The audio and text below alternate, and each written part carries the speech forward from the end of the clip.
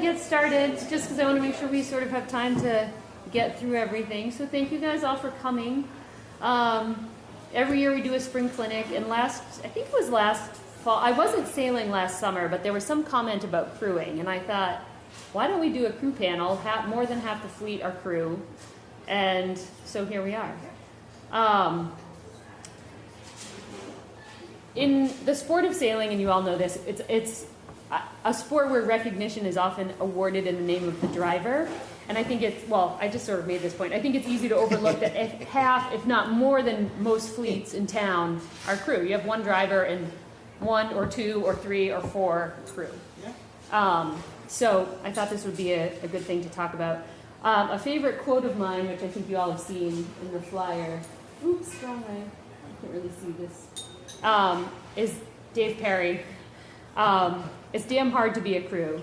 You have to be a contortionist, a psychic, a glutton for verbal abuse, and not to mention flawless. You also have to be a psychologist. That's my next note. And I'd like to add sports therapist to that, depending on who's driving. Not everyone needs that, but occasionally. I also had a coach in college who would send out the weekend assignments with the crews first, which I thought was great. He would always say, Elise and Joe are going here this weekend, and Katie and Tyler. And he said, don't forget that your crew beats you across the line every race, and that it's 10 degrees colder in the front of the boat. Which is true. All of us who get, doused with waves and, what? I was just going to say, the skipper is the splashboard. Yeah. So for tonight's seminar, Christina and Pete and Jim are going to kind of walk us around the race course. And I asked them to talk both about the things that they do in the boat, sort of mechanically, and sort of just systems that they have within their boats. I think I've not sailed in Pete and Evan's boat, but I've sailed in Kim and Christina's boat, and I've sailed in Jim and Nat's boat. And they're all different. And I've learned a lot from sailing with both of them and have made tweaks to our boat based on sailing both of their boats. So, we all sort of talk about it's helpful to get up and get on other people's boats and look at what they do. It really is. And I think even just talking to these guys about some of their setups would be helpful. The other thing I asked them to talk about, obviously, is sort of out-of-the-boat stuff. Crewing information, stuff that you feed your skipper or not, depending on who your skipper is and what they need to know. So with that kind of stuff, just out of curiosity, how many people count down puffs? I'll try. So when a puff's coming, you say 3, 2, 1, puff on. So that's a really useful thing, and some of you may remember Charlie's analogy about shifting gears and riding a bike, which I thought was a great analogy. And for the person driving, if they know puff's coming in 2 seconds or 5 seconds, it enables them to sort of shift before it hits, as opposed to waiting for the puff to hit and then dump the main, drop the traveler, whatever. And the other thing is, how many people mark their lines? A few, yeah. So that's a really quick and really helpful thing. So these are kind of some of the things that I was hoping we'd talk about tonight. As far as introductions, nobody wanted to send me all their amazing finishes, even though I asked. So you all know that all of these are very accomplished crew. But I sort of asked that rather than kind of do the formal, this person's run this and blah, blah, blah, for them to sort of maybe introduce themselves in terms of how they started sailing, or if that's what they want to say. And then to share a favorite crewing moment, because I think all of us who have crewed can think back to particular moments where things either went really well or really not so great, but you have these sort of memorable crewing moments. So with that, Christina. I'll start. So I'm Christina Pandapis. Hi. I have been in the Rhodes fleet for, I think, 25 years, maybe a little more than that, which is embarrassing, scary, but Awesome. Yeah, awesome. Awesome. And I started, I grew up sailing big boats, so I didn't actually start sailing small boats until we got the Rhodes 19, so it was trial by fire. There was a steep learning curve for me, particularly as a crew. I made a ton of mistakes. I mean, every shrimping, wrap situation, I absolutely did it. I was terrified by the time we hit the top mark that I was going to have to launch that thing. So Steep learning curve, good skipper who tolerated that learning curve, and we kind of grew through the Rhodes fleet together. So great fleet, and I'm glad to be here. So I'm Pete Kasnowski. I started sailing actually somewhere between out of college and out of work and maybe trying to find a job, and I found myself on a lake in North Carolina visiting my parents, and my dad had a little boat, and the neighbors had a sailboat, and I don't know, it might have been a laser, it might have been something else. And they said, hey, why don't you feel free to take the boat out? So I had that little bit of sailing spirit, I wanted to try it. And so as I got into the boat, and I was going downwind, and it was great, going downwind, and I got to the other side of the lake. And unfortunately, it was not a very shallow lake, but it was a long, big lake. And I got to the other side of the lake, and now was the perplexing thing on how do you get back. So, so it must have been, I don't know, lots of zigzags. But I finally made my way back, and that kind of made me stoked my interest when I moved here to Marblehead in 1998. I bought a sailboat. With my wife was my crew. She fired me. And I started sailing with a bunch of other people, and so that's when I really joined the fleet, I think in 2002 or 2001, somewhere around there.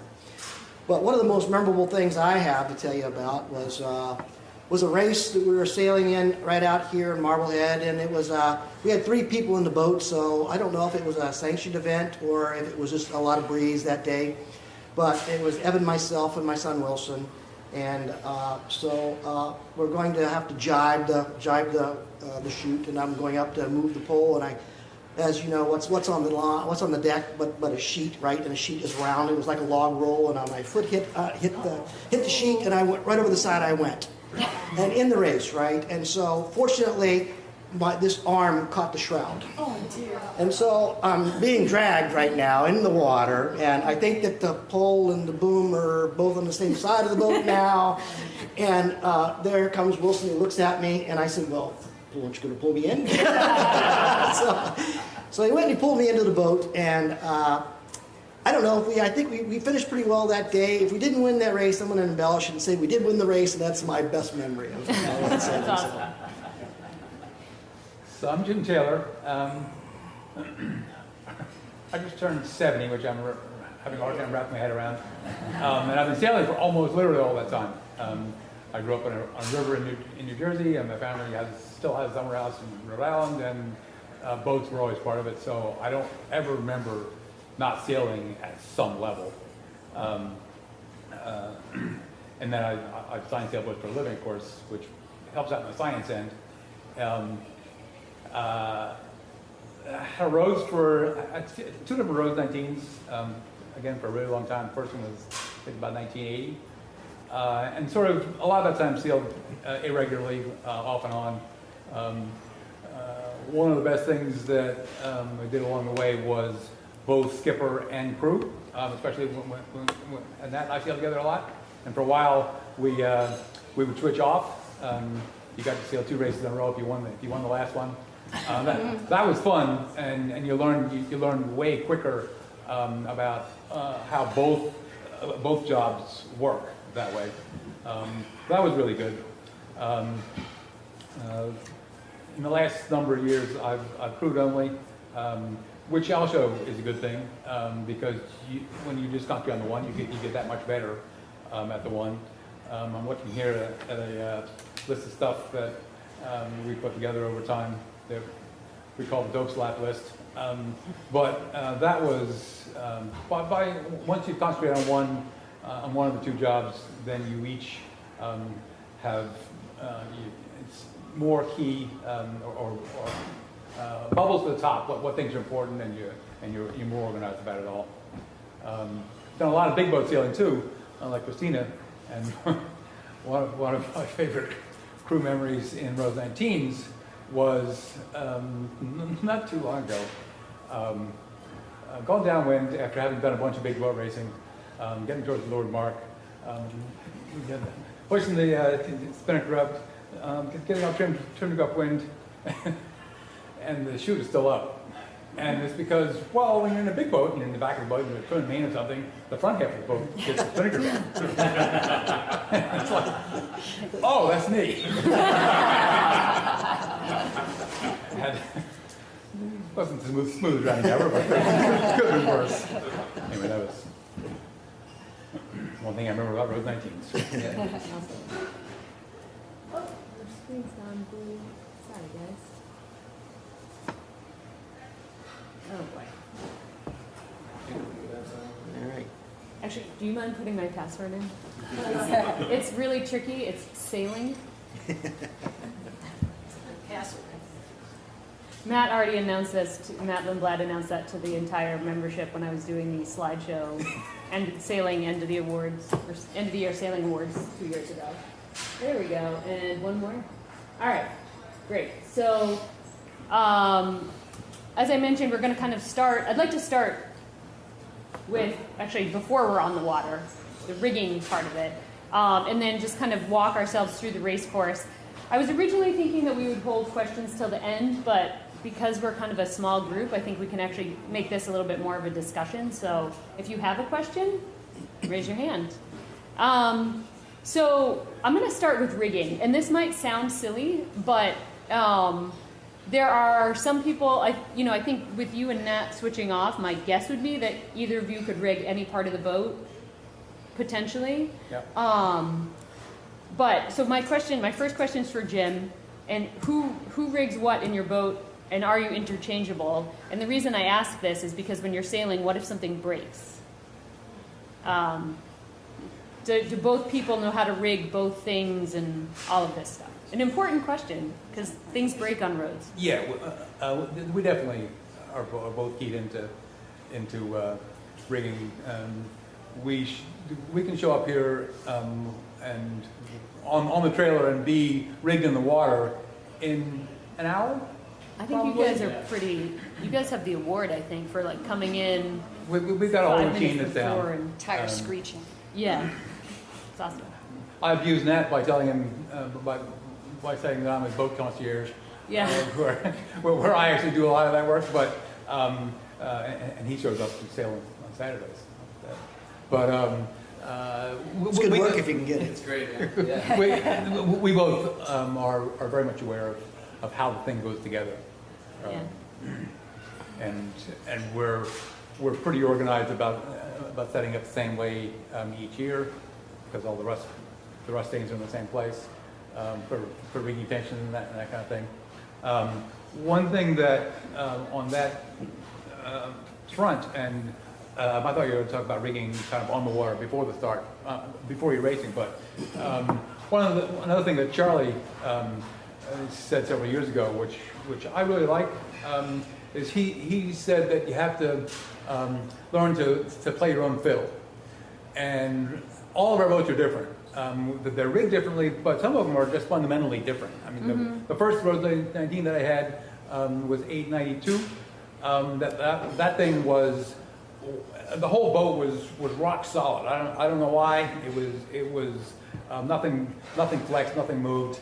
The thing was fast, and so it was fundamentally different than what we sail now, which has a deck like a trampoline. The whole thing is a little flexy, and the deck is really flexy. So you got to learn to play your own fiddle, and that means, again, not just that some of us have transom travelers and some of us have big boom travelers. It's also the boats really are different to, I think, an interesting degree. So you need to concentrate on setting your boat up and learn your boat, and don't try and chase everybody else's ideas, but do your thing and be consistent about it. And each time you go out, then you can learn from what you've got. If you chase too many different ideas, you'll just drive yourself insane. That's a good point, actually. There's the plus and minus of kind of looking at too many boats. Yeah. And how about Pete and Christina? You guys interchangeable on the? Well, Evan's kind of like that. Shows up and he gets here, and I got the boat already rigged, so he could probably do it. Yeah. Would he do it as efficiently as I would do it? I don't know. We have to see, because I just do it all the time. So it's just one of those routine things. And it's kind of like you know, you get here early in the morning, there's Kim Pandapis putting his boat in the water. Yeah, I was going to say I'm like Nat. Yeah. Yeah. The reason I asked this question is because we had a race. Well, we've had things break. I think Joe and I are pretty known for maybe being a little last minute with our putting the boat together. We have things that break often. And so there's often a lot of having to sort of fix things mid-race or something. And I'm half joking about the rigging, but Joe, one morning, I think I was trying to do a plant installation before getting out on the race course, and Joe rigged the spinnaker not properly. But we didn't realize that because we, of course, got to the line late, didn't have time to set the chute, so we go up for the first race, and I can't remember exactly what it was. It was either like inside the it was something, and he looked at me and he goes, "This is why you rigged the chute." And I was like, "Yep." But then I was thinking to myself, that, you know, that is the point where, like, everyone should do everything so that, like, if the lines, which I think probably has happened to all of us, where the sheet goes over the bow and you have to undo it on the downwind and on the upwind and kind of re-rig. So just, it sounds silly, but it's Never kind of happened. useful. It's useful to kind of know, like, what knots do you put on the end of your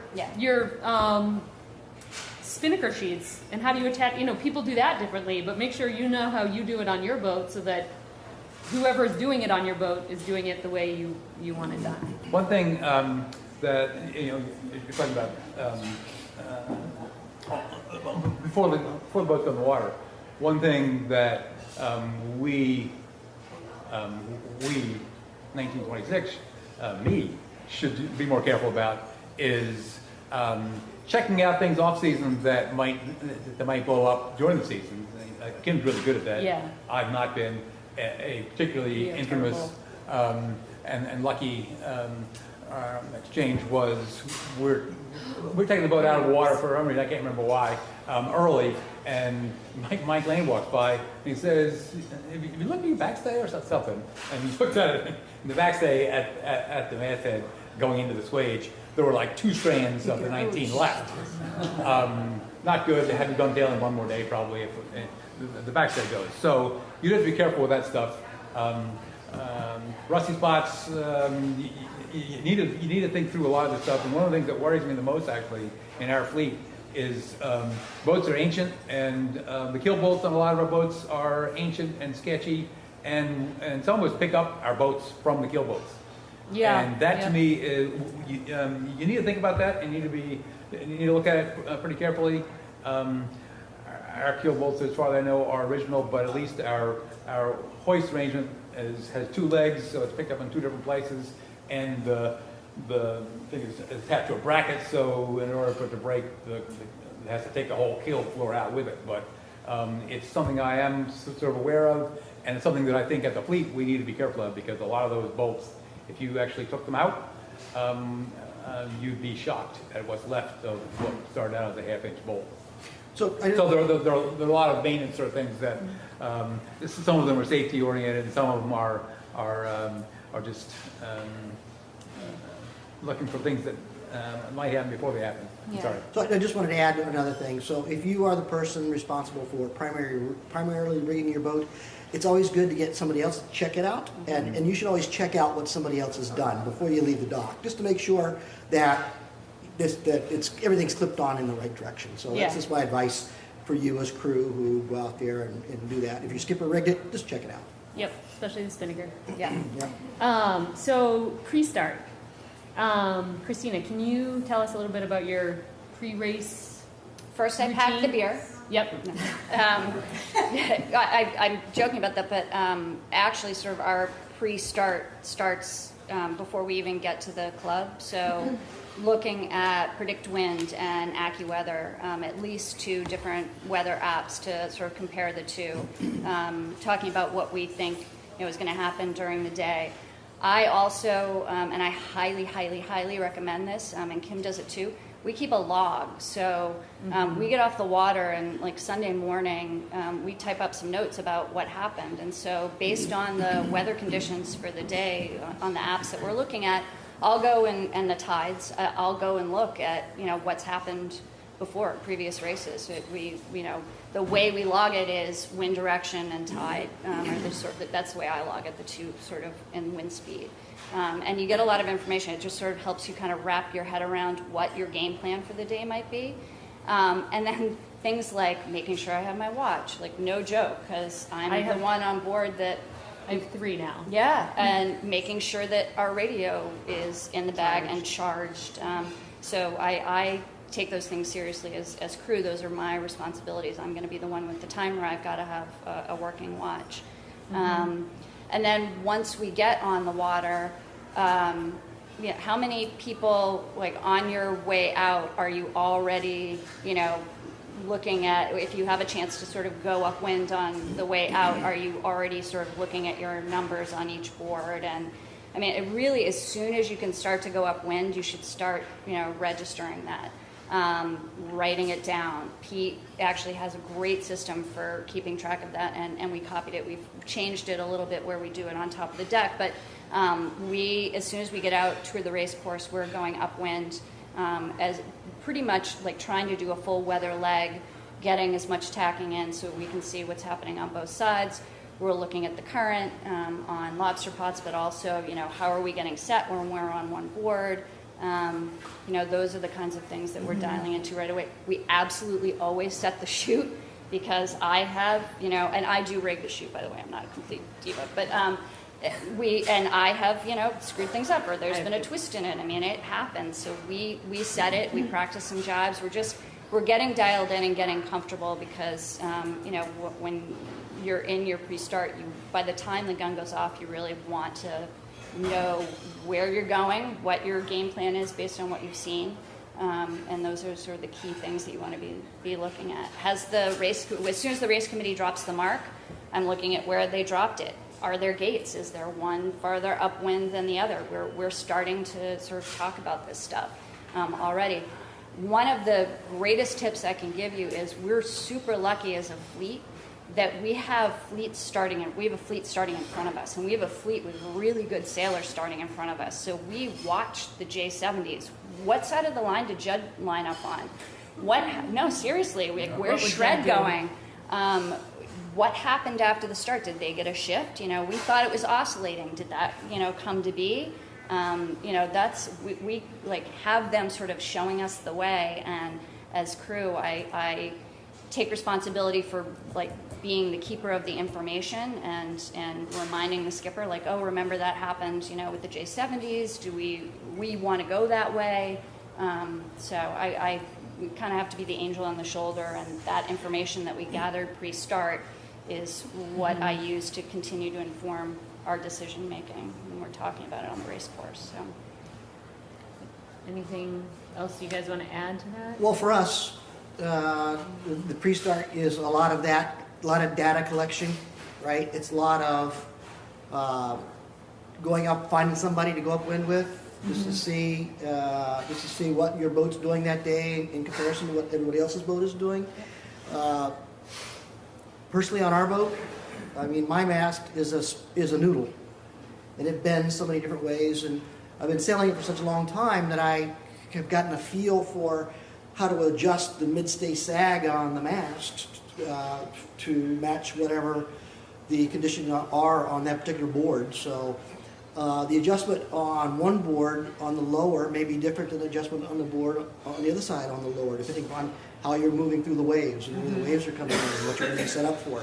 So that's kind of part of the pre-start that I kind of go through on the boat, just to go through and see, and obviously taking some numbers, collecting some data, putting it in a place. Christina mentioned the way that we do it, the way that I do it is got 3 pieces of white tape that goes right on the bulkhead, for lack of a better word. There's a middle piece right there, which I register what the heading for the race course is going to be for that particular day, and then all the other side are numbers. And every time I get a new number, I cross out the old number, and just that little bit of a quick look will help you see, well, what has the wind been doing? Sometimes you get caught up in things, and during the course of the day, the wind may be going here, or it may be clocking around, and you can take a quick look at both sides and see that, yeah, it's clocking around. or today we're here and here, we're here and here and here, and you know, good luck with that. But so it's just about, you know, collect some data and figure out how to write it down, because it really does. It took me a long time to figure that out, because I thought I was a smart guy, I could figure that out. And next thing you know, Evan would say, well, what were our numbers? And I'll say, 5 minutes ago? I don't know. Yeah, You you don't lose know. track. You lose track. Well, one of the systems that Kim got a tip from a Dave Dellenbaugh seminar last year, where Dave recommends that you find a way to, you know, have something big enough so that you can actually write your numbers down visually. So if it's gone left, you won't want to write that number to the left. You know, if it's gone right, you want to write that number to the right, and then you can actually sort of see how it's evolving, which is great if you have enough space to do it. We end up doing it both ways, because like when I'm out on the rail and that thing's all the way in, I can't reach it. The other thing you mentioned, writing down the course when you get it from the race committee. I also, even though 98% of the time it's a C course, I write C course because once in a while they'll do something else, and just by writing it down, I've made sure that we're doing a C course. And the other thing I do is I write the inverse, so that when we get to the top of the hill, I know as soon as we round the corner what our course to the mark would be.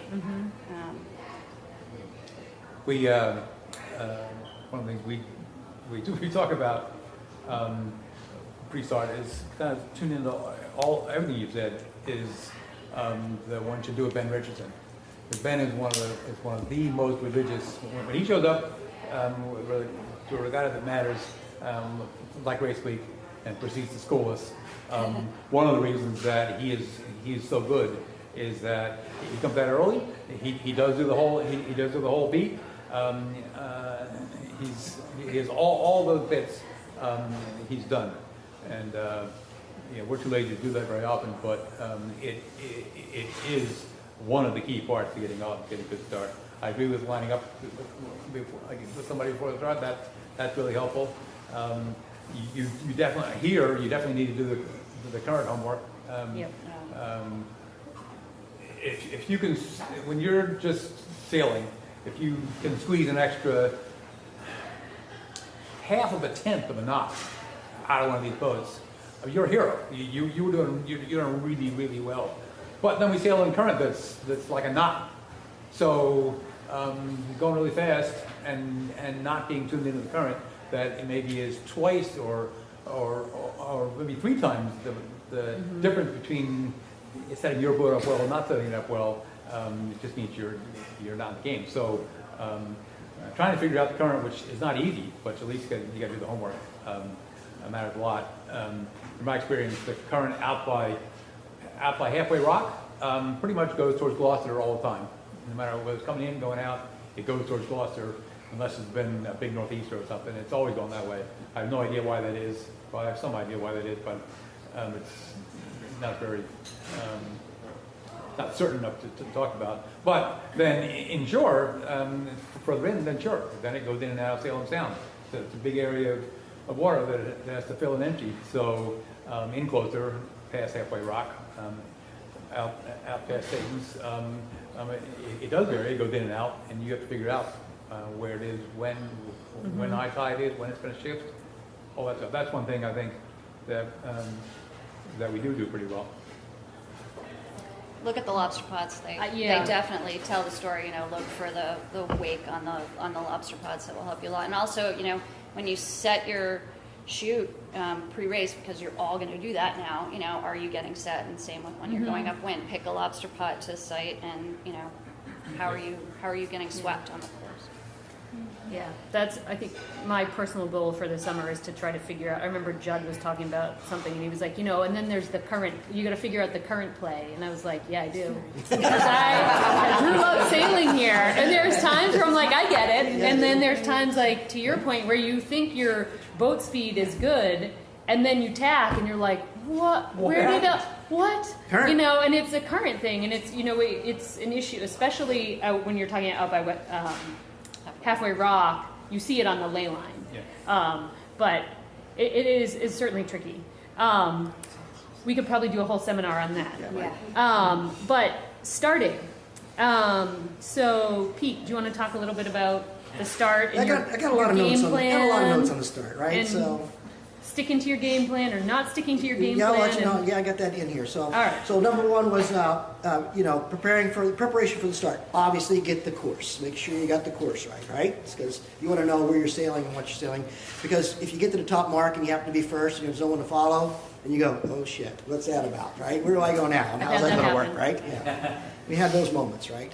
It's embarrassing. So after you got your tune-up, you got your data, you got the wind and the current, and then you're going to formulate a plan coming back down, right? We're going to talk about, well, we've collected all this data. What do you think that we want to do? And obviously one of those things is to, as Christina had mentioned, it was to, watch the other fleets, if we're fortunate to have another fleet in front of us, just to see how those boats are doing, see who's up and who's down and what seems to be going on there.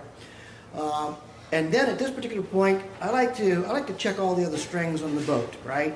Because case in point, I think that you don't need to have a whole lot of vang, if any vang on and on at the start, right? Because we all know that you're going to need that vang or you're not going to need that vang in short order. So I'll get to that in just a little bit, but I like to check all the lines, make sure I got the right amount of alcohol on, make sure that what am I going to do with my jib halyard fine tune? Because for us, I want to have a lot of power at the start. Don't want to have a whole lot of speed. I want to be powered up. I want to be able to go, right? Because we may get into a situation where we have to slow down. And so I want to be able to get oomph out of the hole as fast as I possibly can there. So I got the jib halyard fine tune a little bit off because I like to have a little extra sag in the jib halyard, in the forestay there, and so that's we've got set up for power mode right there. So kind of our personal preference. Then we're going to determine a little bit later on about where we're going to start in the line, given all the data that we collected. Do we want to be pin? Do we want to be boat? Do we want to? What are we thinking? And sometimes that kind of changes on the fly to see where everybody else is set up. And sometimes, believe it or not, first row is not always the best place to be. You want to be at the boat. Our experience to be at the boat is sometimes to be in the second hole. And that way everything kind of gets fluttered out because everybody stacks up at the boat. And you come in with a little bit of speed and Late sneak at the right in boat, there. everybody falls So now you're going to determine where you want to start during the course of the race.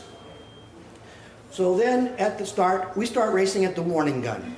That's when we start our race, right? So at that particular point in time, I as the crew, I start giving the skipper 30-second countdowns. So I'm giving him data back on where we are on all 30 seconds. So we go through that whole routine until we come to the 30-second gun. I mean the minute gun. And then at 30 seconds, I start giving 10-second intervals at timing. And at 10, it starts to count down at 5, 4, 3, 2, and 1. But trust me, at 10, I'm saying, I'm telling Evan, at 10 seconds, I'm saying racing. That's what I say to him. Because we are, and then if you're not racing at 10, you're gonna get spit out. Because that's where we start, that's where we get a little bit of an advantage. So I want you to remind everybody that sailing is what they call a gentle person sport, or gentleman sport, or for lack of a better word, gentle person sport. So always remember that what goes around comes around. So you're looking for your hole, you're trying to protect your hole, you're doing everything you're supposed to do, right, at that particular point in time. But I just remind you that keep in mind that what goes around comes around, and it'll find you back at the end of the day on the race course, somewhere along the line. So now we've gotten and we started, and so let's just.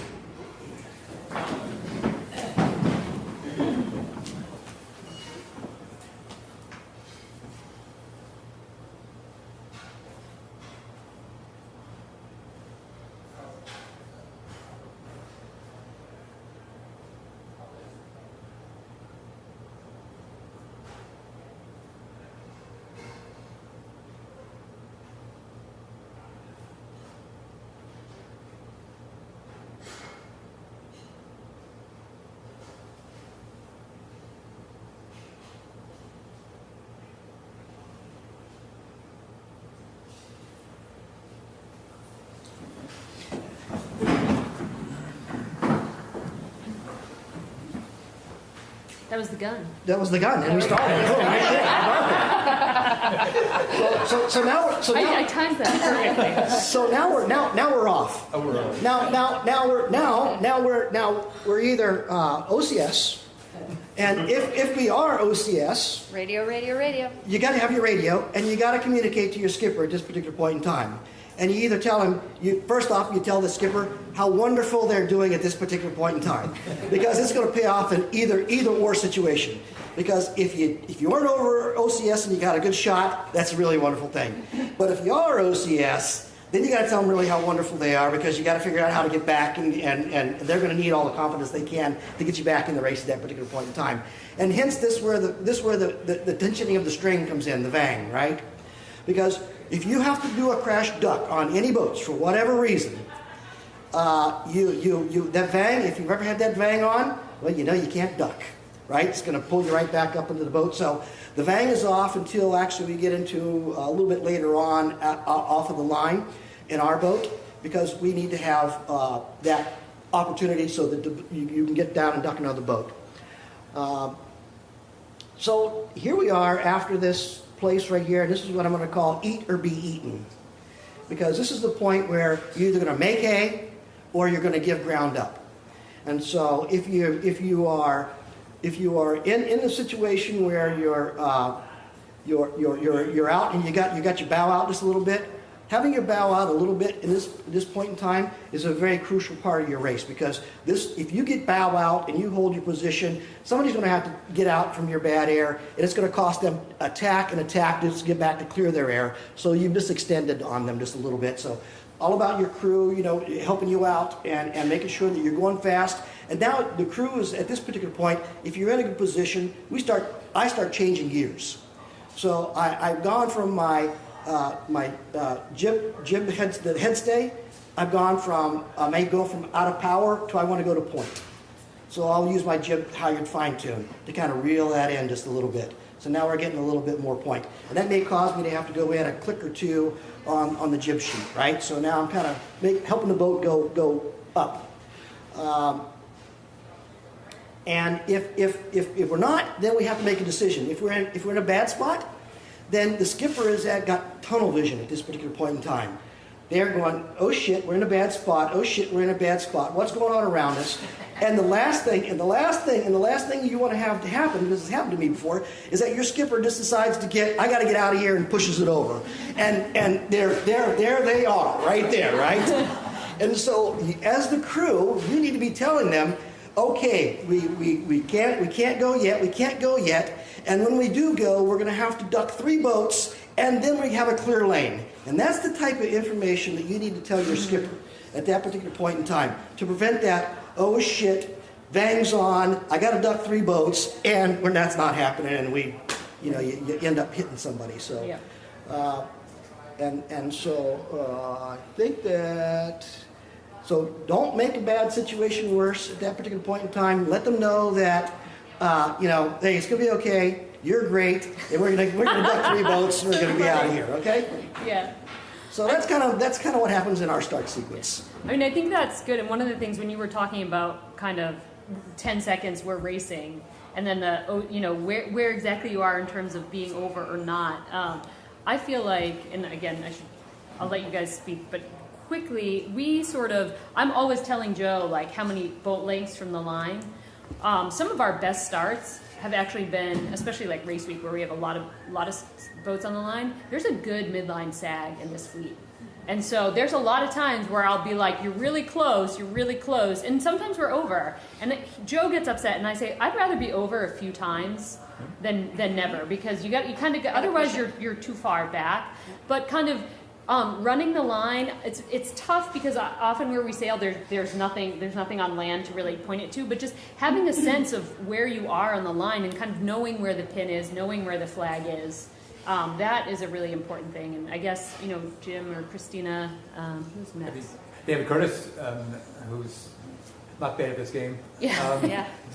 Said just exactly what you said. If you don't over early once in a while, then you're not trying hard enough. Because you have, that's a risk that you have to take up to the point where it's... Yeah, the payoff is good most of the time, one of the And things. then, or we get OCS a bunch of times and they want to kill us and they give us the black flag. But keeps the race committee on their toes. That's right. Our whole scheme is, that pretty much runs out. I'm giving times. But one good thing that I can give is that if I can't see the boat, for instance, anymore, then they can't see us, and so... So go. Go, that's right. Did it. Go for it. If you're going to be over, make sure somebody's over Further. blocking you. Further. Yeah. So. Have a blocker. Christina, anything you want to add to that quickly, and then we'll get on to Yeah, the I beat. would just say, so one of my jobs is to sort of, as we're lining up, to tell Kim, you know, who he's not turning his head, so I have to say, you know, the Taylors are over our shoulder, or Evans over our shoulder. You got to protect your hole; they're coming down Yeah. behind us. So, you know, he needs to stay focused on, you know, the line, and I need to have my head on a swivel. Just sort of letting him know how to protect our hole. I do that too, and oftentimes I'm yelling time and then pointing at I'm like, you know, 15. Here comes Seamus. Yeah. Like, you know, and it's a lot of information actually at the start. But I find that the times that we're quiet, or the times especially that I'm quiet, is usually not good. Yeah. Because that means the information is not being relayed. It means that Joe is looking around and not looking at the sail, and you know, so it's. That's it. We do that kind of differently, where this is good. where my game is, the way we do it is Nat's really good on the line. He puts us in the right place and in the right time very consistently. I treat my game, besides the simple part of times and that kind of thing, of just going, making sure we're trimmed up and going fast. And if he says we need to slow down, fine. But otherwise, it's Yeah. which big boat guys have always said too. You're going, unless somebody tells you not to. You as a trimmer, as a crew, anywhere, you are going full speed. You're going as fast as you can possibly go, unless somebody tells you something else. And that's so. Our whole scheme is a little different, but. Yeah. But that's it. Oh yes, question. Yeah. Do you communicate to your skippers how far from the line are you at? I mean, in addition to all of the other information that you're providing, I'm constantly going back and forth with my crew on how far. How many boat lengths? Yeah, and sometimes I'm embarrassed to say I've been OCS more than a few times. Happens. And so, how do you communicate that? I will usually say boat lengths, like 2 boat lengths to the line, half boat length to the line. And you know, we can control that with jib trim. But again, you don't want to be easing the jib if your skipper is expecting you not to be doing that. So it's communication. I don't know, do you guys do that? You know, it's fun. We've been sailing together for so long. It's one of those things where I feel like we're kind of dialed in, so I'm probably not the best person to answer that. We kind of like have our groove going Yeah. on that. But one thing we do is we time the line. Yeah. And we'll have picked our spot of where we want to start.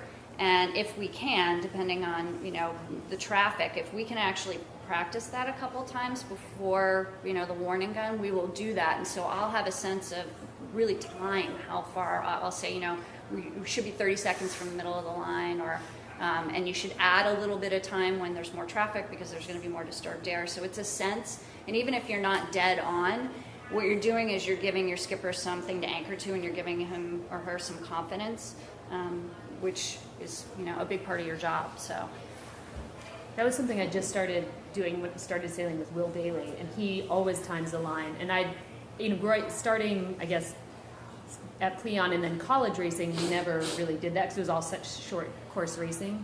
Yeah. And it's really interesting, and it just gives you a sense too of like how quickly you, I find it really useful. And at first I didn't quite get it, and it's like I needed to just do it a couple times and see, thank you, and peace. But yeah, it's a useful exercise, and even if, you know, at first just run that line a couple times and start to get a sense of it, and then you can start to see how you can use that. So I think let's get started on the beat. Christina, do you want to talk a little bit about the first beat? And so Pete did a great job of talking about sort of when you get off the line. I find that at the beginning of the beat, we're really sort of focused on speed, because ideally we've kind of, you know, gotten to where we've wanted to go on the race course. If for some reason, however, our start has not gone the way we wanted it to, and we've kind of ended up, like, let's say we wanted to go right and we've ended up a little too far sort of midline, I think part of the crew's job that's really, really important is you are the keeper of the game plan. We talked this out before the race, and, you know, Kim's dialed in, so he's just trying to make the boat go fast, and you know, I need to say to him, hey, remember, we really wanted to go right, and here's what it's going to take to get. I'll look over my shoulder and say, you know, here's what it's going to take to get there. We're going to have to duck these couple of boats, but, you know, do we want to keep going this way? So I think that's a really important, you know, mindset to be in off the line. Are you executing on your game plan? And if not, if you've got tactics because you've got other boats that have now, you know, messed you up based on, you know, where you were off the line, then you need to sort of talk through that too. All right, you know, again, here's what we're going to have to do to get there, or, you know, actually this isn't looking so bad. We've gotten a left shift. You know, maybe we should dig into this a little bit. So I'm looking at I'm keeping the game plan in mind. I'm watching the compass like a hawk. I'm also watching our speed against other boats, speed and point against other boats, and feeding that information to Kim. You know, we're higher and faster, we're, you know, higher but we're going a little slow. You know, that wave put us a quarter of a boat length back from, you know, Seamus, who's on our hip. I'm giving him the picture that he can sort of get in his head of everybody who's around us and how it might be mapping out. Again, I'm trying to keep my skipper from turning his head. Some skippers are great at that and like to look around. Kim doesn't, and so I try. No, that's not true. No, you're trying to stay dialed in, and again, you know, that's the benefit of having been a team for a long time. So we sort of have that rhythm, but I need to know what the wind is doing. I need to be feeding him that information. I need to know who's around us and feeding him that information. And, you know, saying things like, you know, so-and-so is out ahead of us, and you know, they're to leeward of us, and we're, you know, just off the line. Are they going to attack? What's going to happen when they tack? You know, so if they tack, I need to say, okay, they just tacked. We're not going to make it.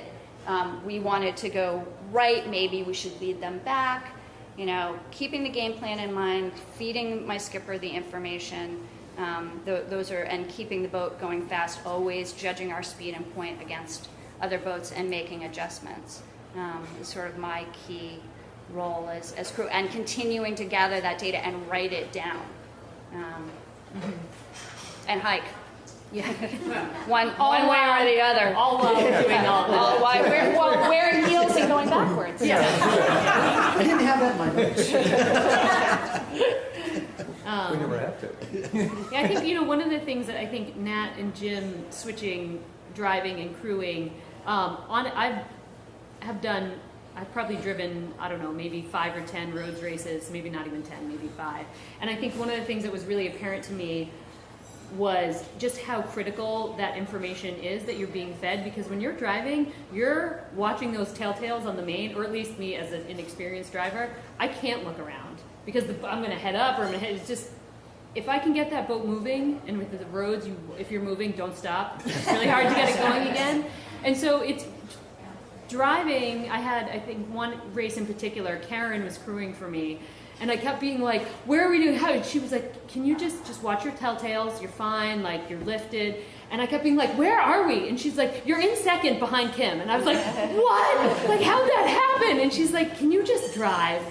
And it really made it so clear to me how important that information is, because you don't want your skipper looking around unless it's somebody who's very comfortable doing that. But that really stuck with me, and is really when I'm, you know, talking about boats, our speed, our positioning, all of that stuff, I have to remember that Joe can't see any of this. He's looking at telltales, and that's it. So the whole race course needs to be described.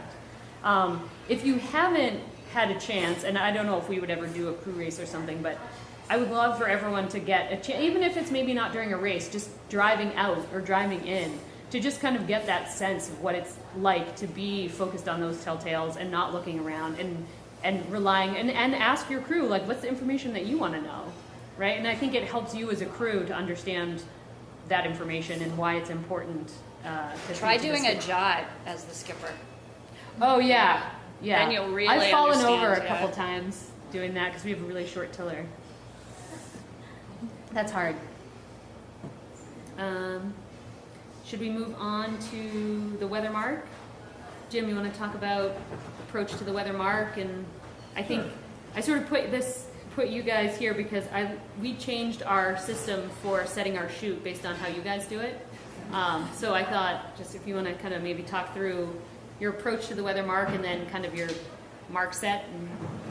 Well, one of the most important things we ever did sounds completely ridiculously dirt simple, but it's just to mark the spinnaker sheet for a hoist point. Because when you get to the top mark, there are more things to do than there are hands to do them. And so if you have to trim if you hoist the jib, hoist the spinnaker, which should take, by the way, I mean, you don't hoist the spinnaker this way. If you want a line to move fast, you need to grab it and you throw 5 or 6 feet of line behind you, each handful. 1 handful, 2 handfuls. It's about, I think it's 4 handfuls of spinnaker halyard, and it's up, boom. But if you as the crew are ringing the bell with the spinnaker halyard, it means you're not trimming the spinnaker, and if it's not trimmed and it's up, you haven't gotten anywhere. So we have a mark on the spinnaker sheet that we try hard to not forget to put in the approved spot in the cleat on the sheet, so that when it goes up, the sheet's on, and there's a guy side that's also what happens. I don't pay attention to what happens in the back of the boat anymore, but basically, when I drove, I would get handfuls of spinnaker guy to get the guy back, but then I'd end up with a whole wad of sheet and uncleated, and I'm trying to drive it, so the crew has to come over and caddy all the slack out of the line. And that just sort of stands up and gets in pre-feeds. But the mark on the sheet sounds dirt simple, but makes a huge difference on It's on like how well you life can hoist. changing. Yes. We did it, and I was like, why have we not been doing this before? It Yep. really, and especially on that second beat, like after Yep. you've had a takedown and Yep. maybe the chute's not as perfectly packed as it would be on the first beat, you put that guy there and it's good to go. Good to go. It is hugely time saving. Huge time saving. It's totally key. Other key things at the top mark is be sure that I think most of us hoist out of some kind of a basket. Make sure the basket is not under the cuddy, because then the chute's got to come out of the basket up around the cuddy, and a lot of drag on it. Doesn't want to move. Doesn't go up as fast. Get the thing up on the lower seat, so it flies out of there clean. Do you pre-feed the guy? I pre-feed, Yeah. yeah. Yes. Yeah. We do pre-feed. Goes way better if you pre-feed pretty aggressively. A lot of our offset legs are surprisingly long. It's a reach across there, and so being a boat speed sort of a guy, I'm always trying to fit the jib for optimum speed across the offset. We have a barber hauler. Sometimes we get the barber hauler out to the rail, and that's even better. But when it comes to hoist, one of the worst things you do is get the guy underneath the foot of the jib, because then it is not going to go up. You're not going to be able to pre-feed. So if you do that approach and you're careful with the jib trim across the offset, be sure to over trim it at the end, so the guy and the clue go up clean outside the jib. If it gets caught under the foot, things don't go well. For a while, our hoists were consistently money. I think we have gotten sort of cocky that we can do this so fast, which we can, but the boats still have to be pretty far downwind before that chute will just fly. If you do it right and you actually are, you've borne off enough with the preset sheet, with a fast hoist, with a good pre-feed and a good guide back, the chute basically goes pop, boom, it's there, and you're off. But if you hoist it too soon, it takes a couple of flaps, a couple of rolls, inside out roll before it goes. You can get a wrap that way. So we need to, I think, back up a little bit and be a little bit more conservative, if you will, and make sure the bow is down before we pull the trigger on all this, because then that goes pops and it's gone. One of the keys towards having a really good set is to be able to jibe early when you want to, not when you're able to, because everything else has gone kind of mediocre, a bit a little messy. If you have a really good hoist, you can jibe boom. And a lot of times, being able to jibe early in this fleet is a good thing. And jibe sets themselves are way harder to do. You have to be really sure that a jibe set is a good idea before that's faster than a good fairway and a quick jibe. Do you have a technique for jibe set? No, avoid it at all costs. We actually do it Yeah. quite a bit, and so I would say the last quarter of the beat, I'm starting to ask that question. Have we had a big right shift? Are we thinking that we might want to do a jibe set? So ideally, we're having that conversation. We leave our pole on the deck, so I start going through the mental checklist if we've decided to do a jibe set. I have to make sure that I've tripped the jaws already so that the guy isn't in them. I usually, if I can, I will even out the twings so that they're both on a little bit, and that way it makes it easier to get the pole on the other side. I also, as soon as I set the chute, we leave the jib up, but I blow the sheets so that I can get the pole through, but the jib is still up there to keep the chute from going through the triangle and potentially wrapping. So that's what we do. Exactly So how we do how it. do you get the sail around the force neck? It's really the same. So we try to set a little early. It's really sort of the same drill as a regular set. It's just we try to do it a tick early so that we have that extra time to make sure that it's all the way up in time to spin.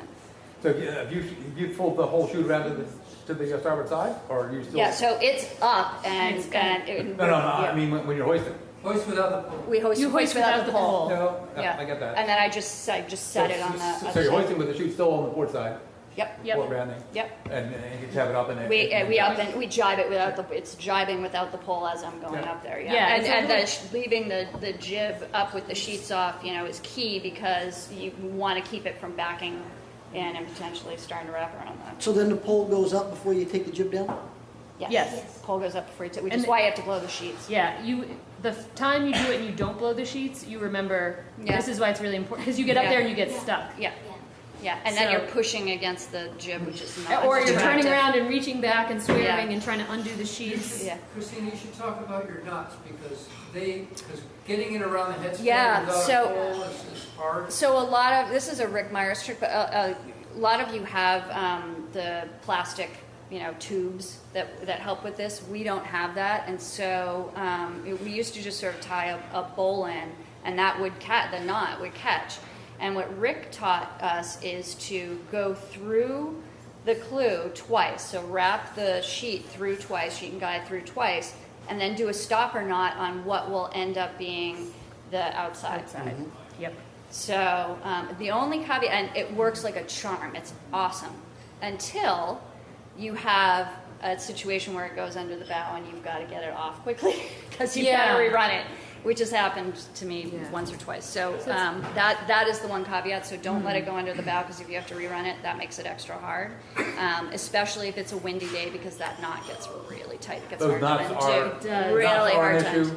undo, We've had lately had Brummel hooks tied in with bowlines. One step we've done is just do a nice tapered sewn splice. So there is Brummel hook, which is a little bit of bump, but that's pretty clean bump. And then there's no knot behind it. It's tapered out and whipped and nice and clean. Yeah. Because the knots The knots hanging up on the surprisingly shrouds. make Yeah. things really hard. I don't do it twice through, but I just do I don't do the bowlines because those used to get jammed in our pole. So I just do Gotta do it. A stopper knot and an overhand knot, and with the knot on the outside. Yep. Um, yeah. On our boat, we just do a simple loop through. So the knot is here, your stopper knot's here, your line is here. You pinch it, you put it through the sail, and the Oh. stopper knot goes and just pulls back against itself. Oh, yeah. So simple to take off. The knot It's- is being like the a knot ball. is the Like knot being is like the ball, yeah. right. It's being like the ball, so it's Oh, on the that's outside. smart. Yeah. So I like and that. it's very easy to undo. Yeah, Just- that is Oh, smart. I might, Just I might, little bit of Yeah, I little bit of might- tension. I might switch. Little bit of Yeah. tension here. Yep. Take it off. Does it ever come out on you? Never. If you had really thin line though, if you're using like lighter weight. Yeah, it could eat. Well, you can more easily than do that, Yeah. right? Because it could happen then. I can see where it could happen then because the line on it doesn't. The diameter of the line on our boat through the clew or the tack on whichever it is just there's enough friction there when you double it that it'll keep it pressure on there. So I had that happen with a mainsail one time. It's actually. take the ends. Oh, you're saying just tape it? Yeah. Yeah, I could do that. Yeah. Brum hooks are fine. Brum I hooks work, keep- work do pretty most- well. And they're, Yeah. one advantage of Brum hooks is that really, if you do have a problem, they're easy to undo. That's true. And no knots, just So, and then just from a big picture perspective, after you've gotten around and settled in, just make sure you're telling your skipper where the mark is, and so that he or she's dialed into where we're going on the course. And I think it depends on the person. I think for Joe, I just give him the bow is 12 o'clock. So it's either your mark is at 11 or it's at 1 or it's at 12:30. That for him seems to work really well. Like him and I have different ideas about what is course right and course left. So that gets confusing. So I sort of stick with the 2 o'clock, 1 o'clock.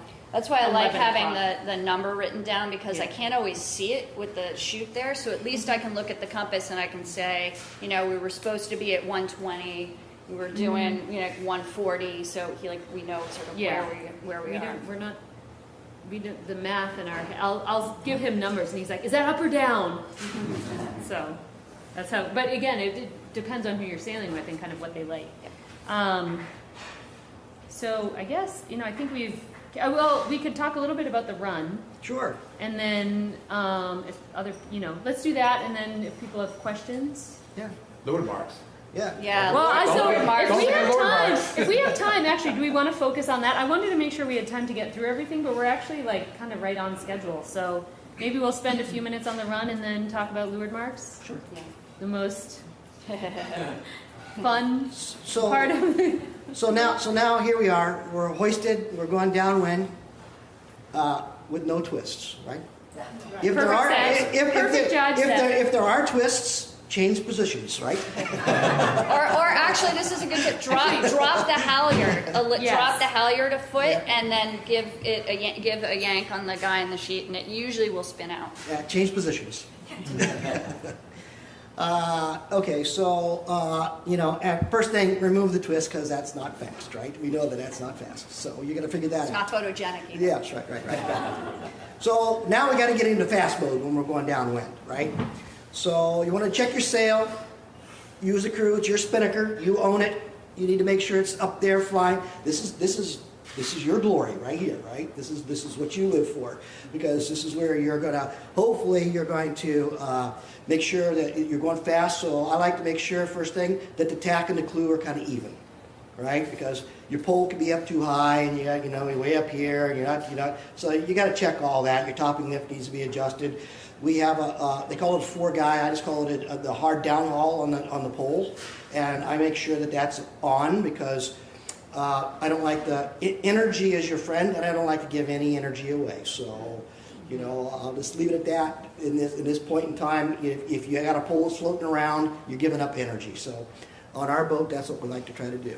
So I like to have the head of the sail flying off the mast. So now's my chance to adjust to get the head of the sail off the mast just a little bit. And my preference is to have it off about this much. And because I like when I want it to feel like they say fly the kite. And now it's going to float just a little bit, and it's out in front. It can get away from around a little bit more of the main there, in the way I like to fly it. And so Now I can get it going. And so now I'm trimming that particular sail, and I'm trimming that sail, and you want to trim it just till the luff curls. And so you're letting out the sheet, letting out the sheet, letting out the sheet, and it starts to curl, and you're going to bring it back in. And letting out and bringing it back in, letting out and bringing it back in. Because you want that luff just to curl a little bit, then not curl, then curl a little bit, then not curl. That's on our boat. Mm-hmm. And so I'm doing that. And so at this particular point, you know, you gotta make sure that all the other strings on your boat are in the right place. Remind your skipper. So a lot of people don't think that the backstay is important going downwind. I will tell you that backstay not on but not off is important for this reason. You want the backstay not to be tight and not to be too loose, because when you get a puff, it's going to pull that mast forward. And so if it's pulling that mast forward, it's jerking the back of the boat up, and you're not losing that energy.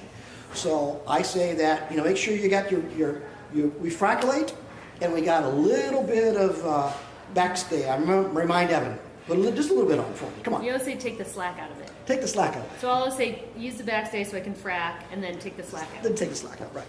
So you want to make sure you remind your skipper to do all that. And then, you know, this is what you got to do. You got to be focused. You're flying the chute. It's the opposite of the skipper steering up going upwind, because the skipper's focused on on those sails and looking around, not looking around. Now you're focused on your sails. So when you get back, you should have a sore neck, and don't worry about it, because there's plenty of Advil and beer at the dock. So, you know, if you don't have a sore neck when you come back from a day of flying the chute, you probably didn't do very well that particular day.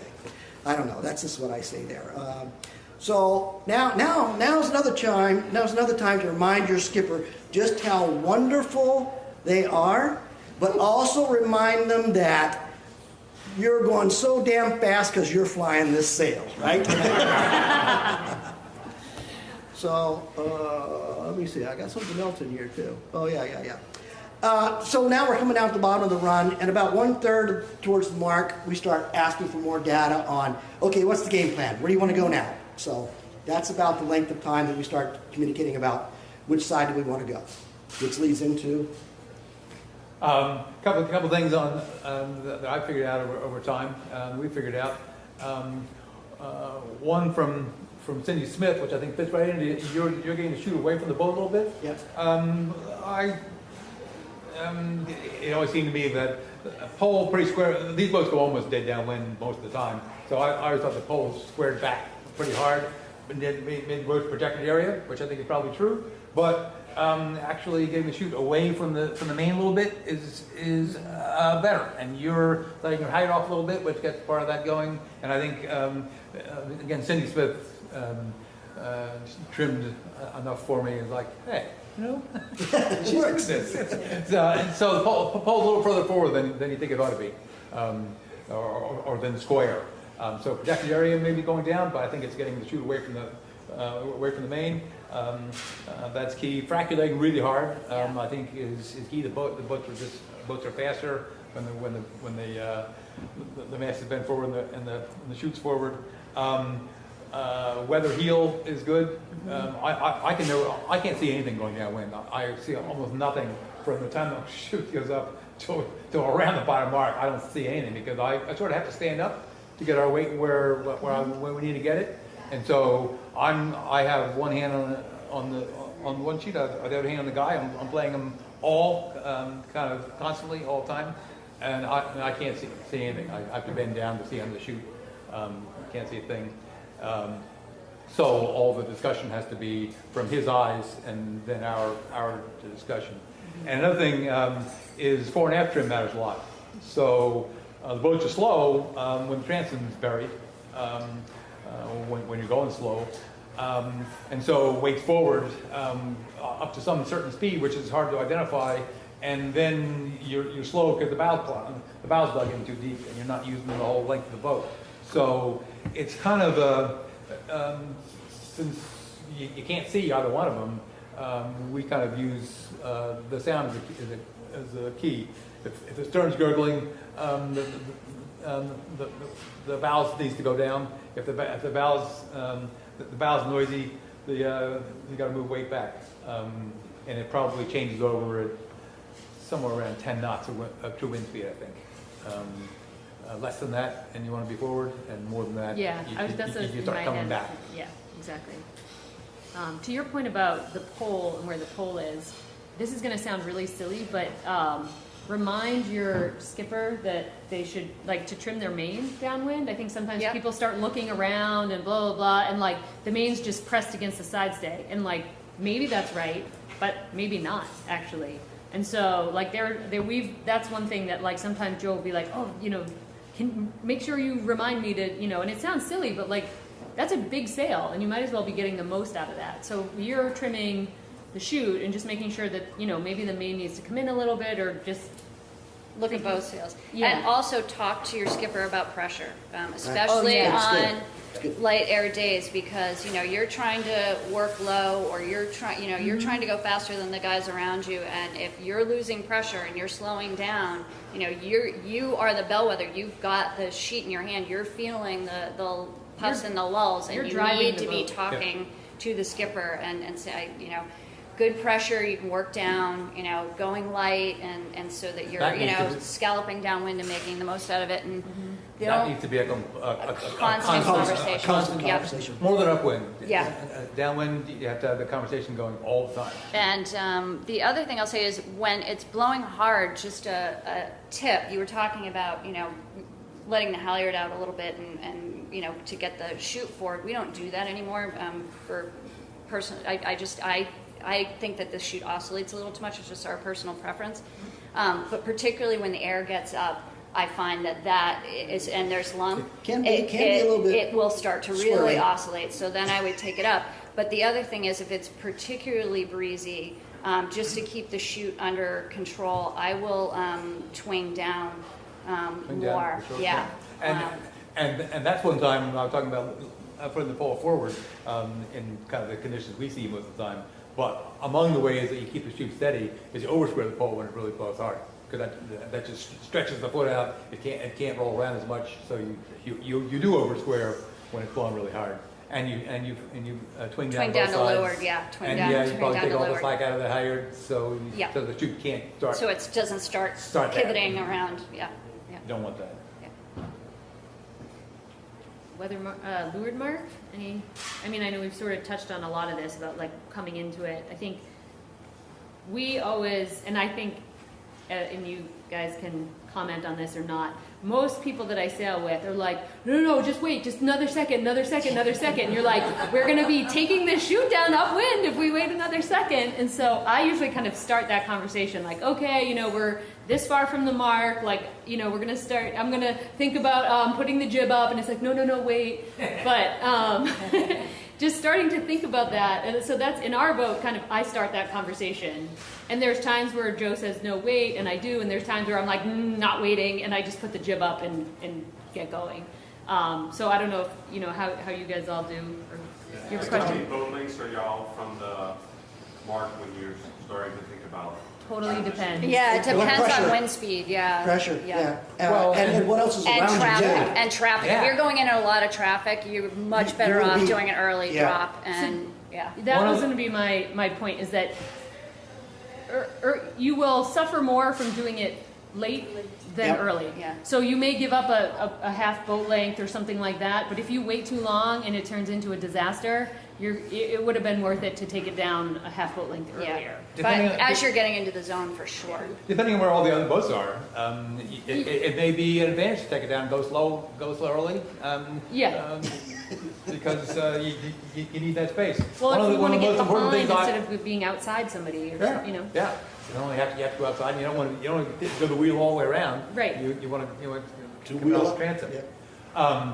One of the most another really important thing I learned from Matt Lindblad last year, I think was he did Oh. a clinic, and I think it was last year, and he had a piece of rope What, from 3 a lectern pounds? here, Yeah. and he went a rope that was 3 rows 19s long for the 3 foot length zone, and he got all the way back into that doorway back there into the kitchen, Wow. and that's way It's longer way bigger than it you is in my think. head. Yeah. Yeah, exactly. Way bigger than it's in my head too. So keeping track of where that is, and making choices late in the game, often about how you want to make that rounding, depending on whether you do or you don't have an overlap on somebody that looks like they're way too far away, is really, really hard. And so, yeah, sometimes you're down early because it's actually better to go in there slow than to go sell yourself into a position that you, Then you're going around that like you have to, 5 or 10 boats. yeah. you think about And make it out. sure that that halyard is ready to drop. So I will at some point, you know, I will run my hand, like sometimes it's after a jibe, like when I know it's one of our final jibes, and if we have a moment, I'll say to Kim, just hang on, and I won't take the sheet back from him, and I will quickly run Yes. the halyard and put it down on the seat before I take it from him, so that, you know, And it then- is slowed around that mark, and You have to be really focused on not stepping on that halyard. we put it on the seat. They're all in the sole, and you haven't yet put it here. Yeah. We just throw it. I throw it way up under the cutting, Yeah. but nothing stops the takedown quicker than you or the skipper standing on the halyard. Or the sheets. And we Yeah. used to have, we don't have them now. I don't know where they went, but we used to have a red and green sheet. And I really, right now, we have the same color, and so it just says tangle. But having red and green, so you can see like, okay, one goes here, one goes there, Yeah. makes it a lot easier. And I, you know, on the sort of second half of that, you know, after that jibe, I'm trimming, but I'm also like running the line and making sure everything's out of the way and it's not back where Joe's going to step on it. It's not where my feet need to be. The halyard is clear, just all that stuff, because that's probably that's where time really matters. Yep. And be aware if your skipper might need help with the main. You know, it's potential that a lot of main sheet has been let out, and you've had to do some quick maneuvers coming into that mark. And so just, you know, make sure that he or she is okay, and grab an extra handful if you have to. It's a lot of main sheet. It's a lot of main sheet. Yeah. Coming out. Yeah. I just wanted to make the comment that, as far as takedown, is that assuming that everyone is abiding by the rules, once you hit the zone, you've locked in your rounding order. So Yeah. at that point, there's no reason to leave the chute up. Right. So Right. like if you've locked in your rounding order and everyone else is like in agreement, Playing by the rules. then that chute can come down and you're all going to round in the order that you agreed to. Yeah. So like, you know, carrying at that extra boat length or so and having a ship fight as you're going around. It's not just- fast. It's just dumb. So, Yeah. so as crew, you should be giving that information to your skipper saying, well, we may have an overlap on them, or there's no overlap there, so we're in the zone, you know, so it's all about more, a lot of this is about communication, right? It's about getting and asking for and giving communication. And part of the communication is skipper and crew, but another part of the conversation is between Other skipper boats. and crew with the other boats. So, Yeah. So you know, I feel like I'm telling other boats we have room, not you necessarily. can start talking before you get to the circle about how that's going to stack up and who has overlaps and who doesn't. And that's actually And really those a really conversations can be fairly civil in the Yes. beginning, because Yeah. they could say room, and we say you don't have room, and then, or otherwise you get it, some people say room, and that's when they come in with a little bit too much speed, and I've been there and had that happen, and so, you know, that you made the mistake and you're trying to scare everybody out of their wits because you think you're right, but louder doesn't make it better. So, you know, it's just, you just cordially say, yeah, you have room. Go ahead, right? Right. Most of the conversations can be very. You can agree. We all want to get out of here You with wanna get out minimal, of here as fast as you you know, can. Yep, destruction. okay. Yeah, let's get out of here And fast. you got the plan going, so that everybody's playing by the same rule. I mean, not by the same rule. We are playing by the same rules, but by the kind of same observations of what's happening. We've all and- agreed. And how it's going to transpire. better We for hope. everyone. But a 3 boat lengths is way longer than Yeah. I think of, and 3 boat lengths is really longer than Rose 19s need. J70s and Mills 24s need 3 boat lengths because they cover those 3 boat lengths really fast. We don't, but But I think it's good for the crew to be the one, since you're looking at the mark, to, you know, give the estimate of, all right, we're entering the zone, to the skipper, just so that you're dialed into that thinking and you can start your situational awareness. What's some of your decision makers and what way you want to go back up with?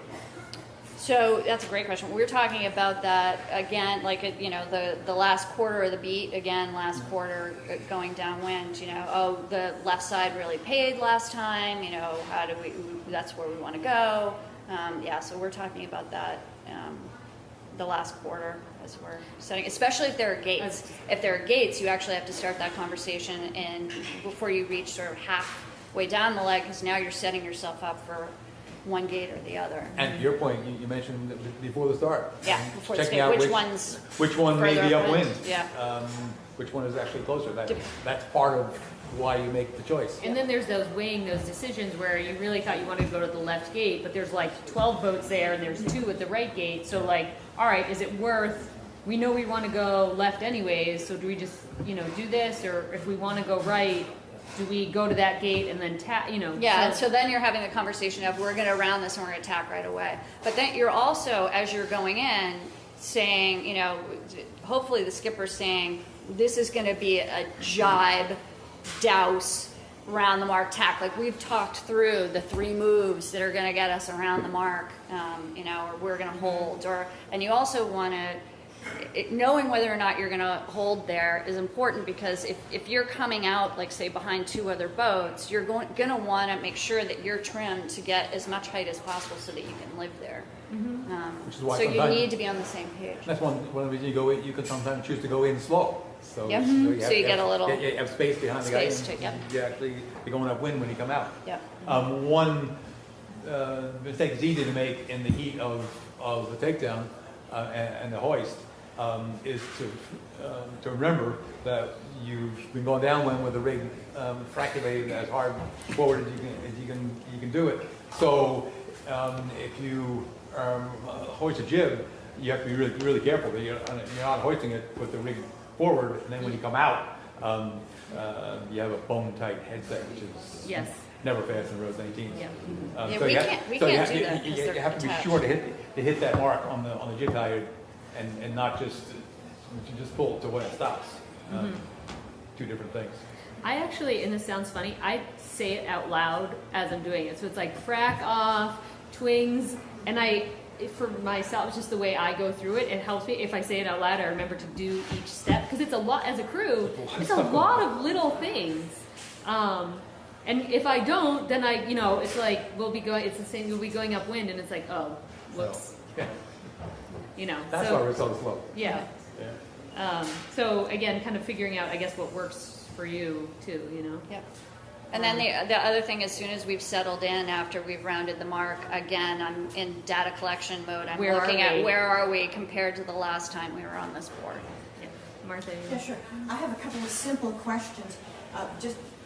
Chris, you mentioned what to do when the spinnaker twists, and it sounded so neat. But if you could Doesn't always work, but you could yeah. repeat it. Yeah, so- your so- first line of defense is Is do to lower what? the halyard about a foot, Right. and then that should give enough give that then you can pull it out. So typically I'll grab it from the guy side and give it a yank, but if you lower the halyard, then it allows it to spin. Okay. And then I had a question of Pete. You mentioned the vang when beating. We have never used a vang beating. So tell me when you would use your vang beating. So sometimes we'll vang sheet, so the vang will be on whenever the skipper needs to have that on there, right? So we want to go, because there's a lot of pressure there, so you want to be able to let that sail. I guess that's right. I'm not a skipper, right? So you want now you want to be able to ease the sheet, but you don't want the boom to go up in the back. So you have a little bit of vang on there where you're going upwind. They also don't have a mid-boom traveler. Yeah. They have the bridle system. Yeah. So Evan's out of hands sometimes to adjust the bridle, and so it's easier for him to bang sheet. You have a big boom travel. We have a mid-boom. Yeah, so do we. So we're the same as you. We You've never never used it. we never use bang upwind unless it's blowing Is really it, I was hard. gonna say, Yeah, we use do it when it's blowing. to depower. Yeah. Yeah, But that's some- we are depowering before you guys are depowering. Yeah. We depowered in No, you guys- 2015 once. I'll be full out hiked, and you guys are just like sitting there. Yeah. Sometimes Jim's on the Jim's bench, on the seat. and I'm like, God. Yep. Yeah. Yeah. So that's not. There's advantages and disadvantages. to that. Right. I'm sure. Well, thank you. Cool. Any other last questions? Yeah. So just to clarify on the numbers. Yeah. So those numbers come from the tactic when you're close haul, then Yeah. doing the best you can be doing to go the direction you want to go. Exactly. So like, say you're going upwind on starboard, Yeah. and you're watching, the crew's watching the compass, and it's going to be going. I'm just going to pick some random number. So let's say it's 135. Yeah. So it'll be like 135, and then 128, and you just kind of keep an eye on it, and then like I write down the extremes. So like then I'll see a 137. So I'm like, okay, it's going more right. So I'll write down that 137. And then, if you just periodically do that, you'll start to see like, okay, it's tracking right, or we're seeing 30-degree shifts, or we're seeing shifts, but it's generally going right, but we're still seeing these shifts back. And it's just that. And then you do it on the other board, and then I don't know, then you can, when you tack over, you'll know, like, you may know this ahead of time, am I tacking into a header or a lift, but just having those numbers. And you would know that because, like, so if you're at 200 or something on this side and you're at 80 on this side, wouldn't happen, but maybe it would, I don't know. Yeah, so whatever the tacking angle, which is what About 80. 8 to 5. About 80. Yeah. But to your point, you have to have more than one reading. Yeah. So whenever you go back on that board and you say you sail on starboard for 10 minutes, and you got some numbers on starboard, and you got an average there, if your skipper could hold the boat straight, you'd have a real true number all the way through, but that doesn't happen. So you're going to try to get an average. And then when you go over on port, you're going to get a little average, right? And so now you have another number, which is different from, maybe the same or different from when you're doing your pre-start warm-up. And so you want to write that number down too. And then when you go back over on starboard again, you're going to say, well, am I close hauled, and what are my numbers now? Am I 10 And so- degrees up? Yeah, from if that the numbers number? are getting higher, it's going to the right. If the numbers are getting Okay, lower, I'm sorry. they're going to the left. It's going to the I left. don't even know how to ask it. Yeah, What so is it's it like that if you you picture a compass. Yeah, So right. yeah, so if the numbers are going higher, it's going right. If they're going lower, it's You're going going to see left. which way the wind's going to be shifting by that point. Another way you before the start, you can take a bunch of wind shots, aim straight into the wind. When the boom has centered itself over your head, take those readings, write those down or record them mentally wherever you do for what that wind direction is, and then a plus 40 is kind of the average you're going to get on port tack, and minus 40 is what's going to be on the other tack. Again, as references, so then you have all those kind of in your head, and so you know if you're up. You don't really care what the number is, but you care a lot. If you're up 5 or down 5, matters a lot. Yeah. If you're up 10, That's big awesome. number. Where do you keep said pin so it's not rolling all over? You In my keep it life on your jacket. clip. I keep it in my life jacket. Everyone does it differently. Sharpie. Yeah. I Right keep here a in my shirt. I keep a Sharpie like clipped to my life jacket. Sharpie and white tape. White Yeah, tape. White tape. Or pencils work well. They sometimes, could. but Pencil I'm work well. You can write right on I'm a the lid, Sharpie. but- I'm a Sharpie. Yeah, person. Sharpie on electric white tape. Yep. You had a question? No, I would just say, it's harder when you still out there. I've never still out there by here, but they'll have points that you can see, Right. when they're headed. And I think you would really focus when you sail in the harbor close haul. You take a point, sail close haul, take a point to shore, and then you have to start, you get to see, oh, I'm getting really headed because I see I'm sailing over to the right or to the left. So like practicing. Yeah, it's great in a westerly or in a nor'easter, right? You can get a point of land If you there have to only reference. water around you, it's much harder to, maybe if you have a compass, you can see it, but without a compass. Yeah. Yep. Yeah, and eventually, you'll start to feel like you'll start to be able to look at a puff and be like, that's a header or that's a lift, or you feel it. You can feel the boat start to round up or start to get knocked down. But just writing the numbers down is really helpful. You can tell your relative position on the boats too. There are all kinds of ways. All kinds of data inputs that you're trying to assimilate, and compass is one. The Boats in front of you. land is another one. Boats around you, your orientation to boats around you is another one, and you kind of have to assimilate them all. That's why it seems hard. Back to the spinnaker for a moment. We were told to put a loop in the head of the spinnaker halyard about a foot long so that it would keep the head of the spinnaker away from the mast. that obviously is a relatively fixed distance. Do you do that, or do you leave it with a simple knot and then Just a simple adjust the knot, just a simple distance? knot, and I adjust it. And then you make a mark on the halyard so that You you're could not if you being- want to. I just look up, I give it a sight, and I just let a little bit off. And if I don't like it, I might let a little bit more off. If I think I'm too far, I just pull a little bit back.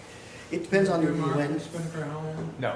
I do. And we put it all the way I up. don't know it's all the For way up. the same as Christina does, for the same reason, is I think it holds, most of them it holds it steadier. If it's really rough and bouncy, you might ease it off a little bit, but most of the time I think the shoot is steadier if the halyard is up. But it does get it further away from the main, so it's a question. It's kind of a feel thing too. Do you have jumpers on your boat? I can't remember. Yeah, do you have jumpers or no? No. No, okay, because that matters. That So affects you some. put your spinnaker all the way up, Yep. but Pete, you have yours about a foot off. Not a foot, So, probably so two. I, the theory is that I don't want it to drop too much. I want it to move away. Yeah. So, you know, if that's 6 inches or if that's 8 inches, hopefully the breeze is enough to push it just away, not down, not let it fall. Lighter air, I would not have it off that far. The disadvantage of the loop is you can never get it all the way up. So if you do have a scenario where you don't want it bouncing around, you can't. And it Yeah, also you can puts always a let little it more weight. Yep. up there, you Yep. know, that- Also, yeah. So here's another question about twins. When do you, how soon do you try to take the pole down before the leeward mark? Do you try to take it down before you take the spinnaker down and just fly it with the twins? Yeah, we for- always, for a few so lengths? we leave our pole on the deck. So we just, I take the pole off and I put it down on the deck and we use the hard downhaul just to hold it there. But yeah, we never douse with the pole up, it's always off. So you free fly it for boat lengths. Human pole for a while. Yeah, human Yeah, pole. Yeah. But Twing, do free both flying, twings down a little bit? free flying for a long ways, a lot of times. One more question on the spinnaker, since we're on the topic. One of the challenges we had all season was that as we took it around, the pole was like we couldn't figure out how to use the pole forward while you're trimming and you're trying to get this, shoot to come back. I don't know what it's called, but the one on this side. The guy The pole who, kept coming Yeah. in. Yeah. And so it was like someone was trying to push it, but then someone was trying to pull it, and it was just So like a mess. pre-feeding a little bit will help because you're not going to be pulling as much of the guy. So do you know what I mean by Yeah, as you're pre-feeding? approaching the mark, you're kind of pulling it Bringing- out of it and getting Yep. it up there. Exactly, and so then it's less that you're pulling. Sometimes we don't have to. There's times where I have to run up and smack the pole forward. I mean, Yeah. I don't think there's any good tricks to it. I think trying to pre-feed and not I think sometimes if you have a lot of tension on the guy, I'm trying to think how Yeah. that would, So make sure the twing's all the way So up. on our boat, what we do is to keep that from happening. On the fore guy, I guess what they call it, but I call it the pole hard downhaul. I crank that on really hard, so that takes that pole and pulls it down against the topping lift. So now you got downward pressure right there, and what that will do will make that pole want to stay forward. So now you That's pre-feed smart. right there, and you just get really fast. We do one other thing is our version of that pole downhaul, if you will, doesn't come for the mast, so it's not like a bang. It goes to the middle of the foredeck, and it's a piece of bungee. Yeah. So that pulls the pole forward when you hoist, and pull the back forward when you take it down. That works pretty well. It's not quite as positive as yours because the pole can move up some, which Yeah. yours can't. But it really helps on the hoist because it pulls the pole forward. Yeah. And keeping it attached all the time means you can't drop the pole over. That's right, yeah. Jim, but yours goes to the deck? Yeah, it So goes. I have the bungee, but it goes all the way down. It goes from the pole down to the middle of the foredeck, and then it comes back because we have enough time to adjust it. Mine goes from the pole all the way down to the mast. Okay, yeah. So there's a lot of give here. Yeah. And it's a bungee? It's about you. that's what ours is, and I'm thinking I'm going to change it this Yeah, year. Ours has plenty of length, but I don't think the pole moves up much with that bungee. So we have a bungee and Tighten up. the pole downhaul. So the bungee is attached onto the topping lift. I attach the bungee right to the top of the topping lift. So when I undo the topping lift from the pole, it goes up from the spin pole, it goes right back to the mast, and it'll clank. And that way I don't have to worry about clicking it on or losing it or flying anywhere else. And the pole's held on with the foreguy, and it just comes right down to the deck and tighten it up, so. Yeah, I like that. Yeah. Jim, you mentioned the jumpers would make a difference in how you set the spin trip. What's the difference? I don't know about how it's set, but one of the nice things about not having jumpers is that having the two wires there slows the process, slows hoist down, slows a lot of friction in a drop. It's hard on the chute itself, so there's all kinds of things that are kind of nasty. Once it's all the way up, most of the time I don't think the two luff tapes hit the jumpers much. If they do, if they do, that'd be a reason to drop it off enough so it doesn't. But I haven't sailed with jumpers for 30 years, so can't help you much. But that'd be the main difference. That's what I was talking about. Is if the two luff tapes are hitting the two jumper wires or any one of them, then the way to get rid of it is to do his halyard routine. Can we talk about the finish, the second leg down, and what did you learn from the first leg going downwind, and how are you processing that information? Yeah, well, I mean, it's a lot of the same conversation that we would have in the first leg, but now you've got the additional data point of having gone downwind once. So did other people make out on us? I'll remind Kim, like, oh geez, took that jibe a lot further and came out ahead of us. So you want to be thinking about what happened on that first downwind leg, and I mean your general. Was there more breeze coming from the right side? Was there more breeze coming from the left side? So that you're setting yourself up. But it's not that much different than you're trying to get there first on the first downwind leg, and you're trying to accomplish the same thing on the second. So I don't know that our conversation is all that much different. Are y'all writing numbers down going downwind? No, I can't. I don't have a hand to do it. I think on that second, so there should be a little bit of separation in the fleet at that particular point in time. If there's not, it's a really good day for sailing, but generally there is some separation in the fleet at that particular point in time. So if you round and you're rounding in first, you want to go to what you feel to be the favored side. Mm-hmm. So you may want to jibe, and whoever comes around second, if they jibe, they're going to follow you and they're going to finish second. So if they come around, generally you're going to say, well, I prefer this side, I think it's going to be better, and then you're going to force them over to the other side. So then you can put a cover back on them over there. So that's kind of our philosophy when we get there, is to try to figure out which is the favor side and force the other boat over. Stay between your competition and the mark. Yeah. We remind each other of that all the time. I mean, it's a simple adage, but and particularly in that last downwind to the stay between. Don't let them go. Stay between them and the mark. And that choice, between them and the finish. that choice of running second and you follow, where you're probably not going to blazing boat speed roll around them. Right. But jabbing away, we try hard to think of plus minus on every leg. So do we gain boats on the leg, or do we lose boats on the leg? And when you make that choice, okay, I mean, there's that guy you're probably not going to catch. But you're looking back, okay, I'm second. I can lose I'm second right now. What are the odds of losing the next three boats? So that's a game you have to play all the way around the course. And again, we describe it as plus minus. Do we pick up any boats, or do we drop boats? Cool. Anything else? Should we wrap it up? I think we lulled them to Close sleep. to 9.